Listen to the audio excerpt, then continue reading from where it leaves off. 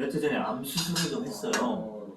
수술을 뭐였어? 했는데 최근에는 또 담석 수술을 또 했어요. 그래서 오늘 못 나와서 좀 안타깝고, 그다음에 우리 저 최영재 교수님 동기인 최광범이라는 친구는 지금 어머님이 편찮으셔가지고 시골에 내려가서 케어를 하고 있고, 송도영이라고 또 한국일보 기자를 했고, 선거 2번이나 나와서 아깝게 일산에서 떨어진 친구가 있는데, 이 친구를 물어보니까 진짜 가슴이 아프더라고.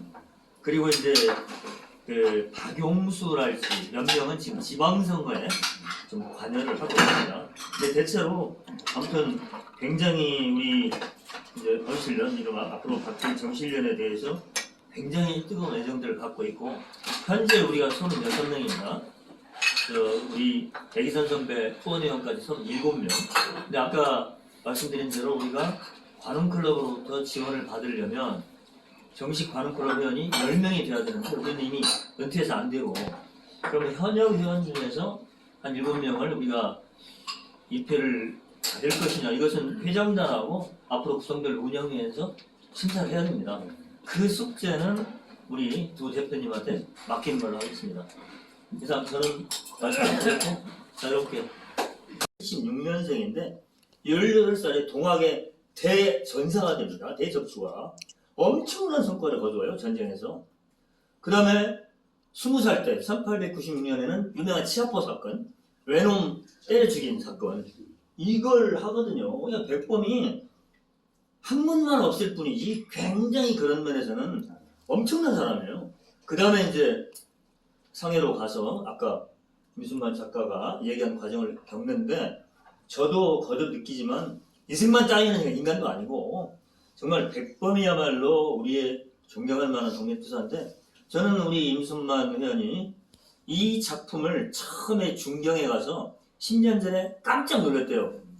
상해 중경 인정이 너무 초라해서.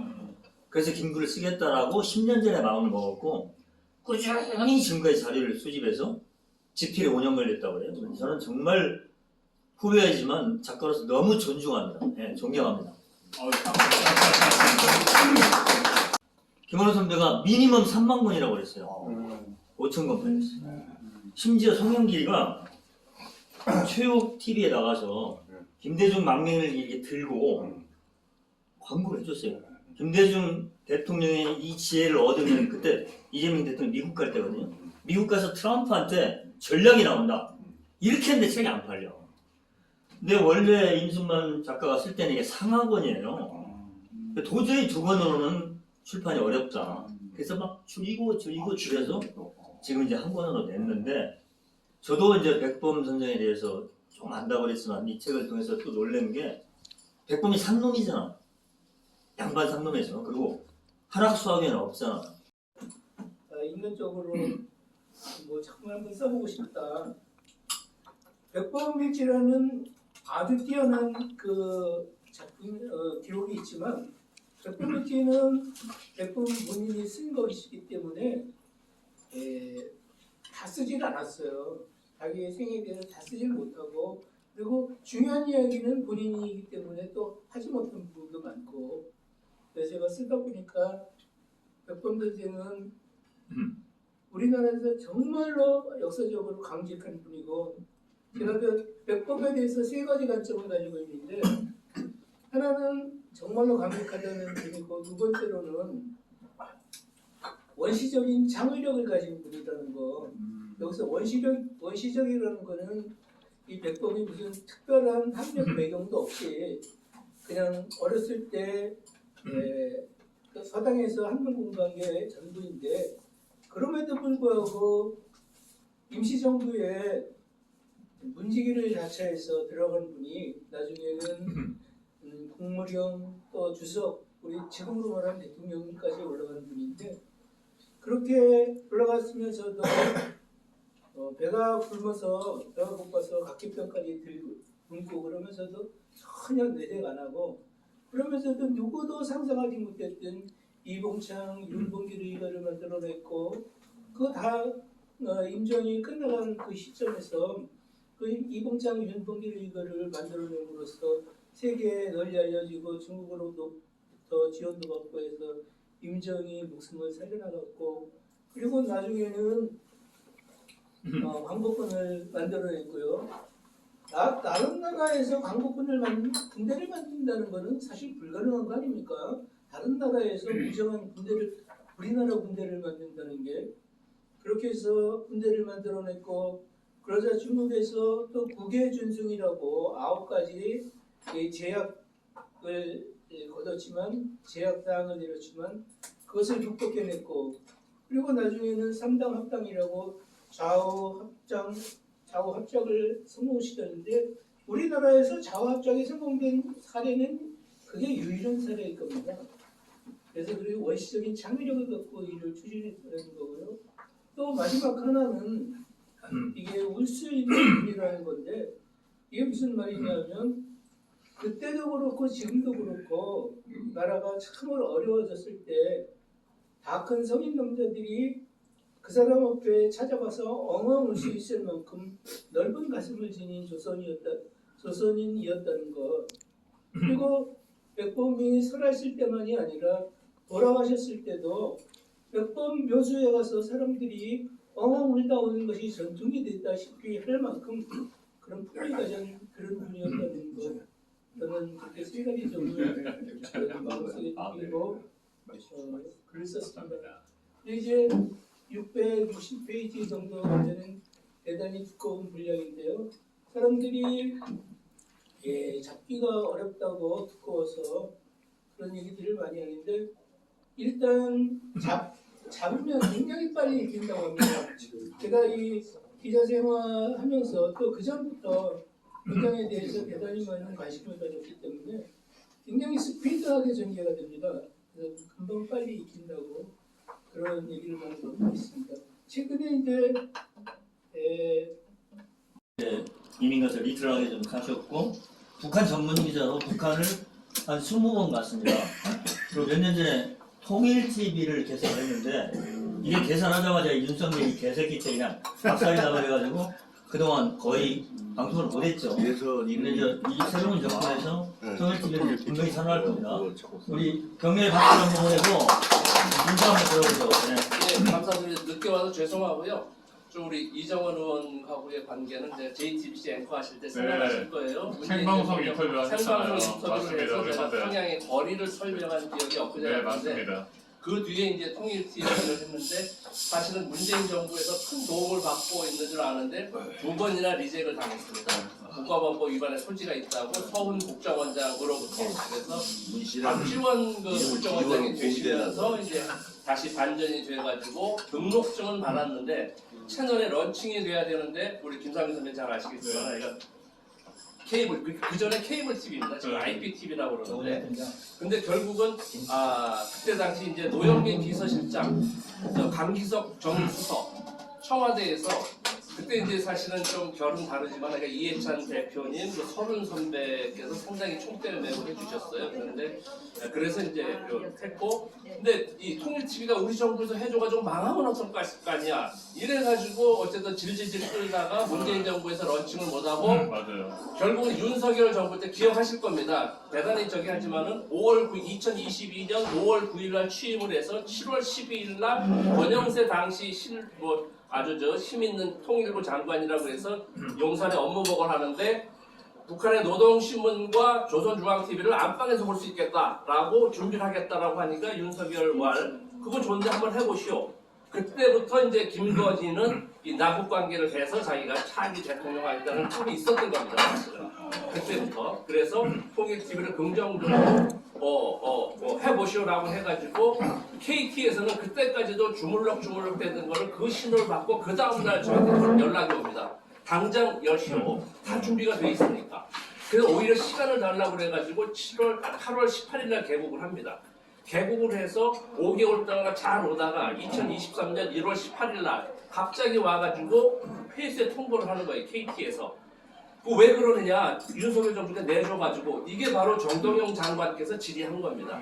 그렇잖아요. 윤석열 때 열었는데 그러니까 들으면서 제가 조금만 말씀드리겠습니다. 그래서 드시면서 하는데 왜 그러냐니까 이것은 국가 안보 라인, 국정원 라인에서 커트한 게 아니고 우리 이제 인사 라인에서 했습니다. KT 사장이 바로 지난주에 이제 바뀐 사람이 박균영 대표가 주총에서 통과가 됐는데 김영섭이 등 한 수십 명이 거의 줄 서 있습니다. KT 사장이 이정원 의원 잘 아시겠지만은 장관, 과기부 장관, 방통위원장 5자리하고 안 바꾸는 걸로 보고 있습니다. KT 그 정도로 계열사가 한 60개 되고 직원이 5만 명 되는 거대 그룹입니다. 연봉이 20억입니다. 그러니까 자리가 많잖아요. 줄 수 있는 KT 회장 자리가. 연봉이 KT 20억. 사장자리만 55명, 뭐 감사, 바로 이사자리에서 바로 거의 200명이 정무적으로 임명할 수 있는 자리거든요. 그러니까 아주 길을 쭉 보는데 당시 구현모 전 사장은 문재인 정부 때 임명된 사람인데 내가 뭐 잘못했냐. 나 영업 실적도 좋고 직원들 반응도 좋다고 버티다가 하니까 가려는 사람들이 찾은 게 바로 통일TV였습니다. 네. 통일TV를 이 좌빨 방송을 이거 구현모가 해줬다라고 하니까 용산에서 당시 이시원 공직기관입니다. 인사 중에서 이렇게 들어가니까 구현모 이 사람은 순진하게 통일TV만 자르면 될 줄 알고 법무팀이 얼마나 강합니까? 아마 김현장, 태평양, 세종 이후에 KT 법무팀이 강할 거라고 보는데 절대로 통일TV 좀 계약 해지하고 송출 폐쇄하면 우리 무조건 쥐고 재판에 들어가면 집니다. 야 이 새끼들 이건 워딩입니다. 야 이 새끼들 잘러 나중에 수백억 물어줘도 좋아. 요건 팩트입니다. 그래서 제가 요걸 또 계속 주장하고 있는데 그래서 일주일 버티다가 담당자가 그냥 와서 통보를 한 게 23년 1월 18일입니다.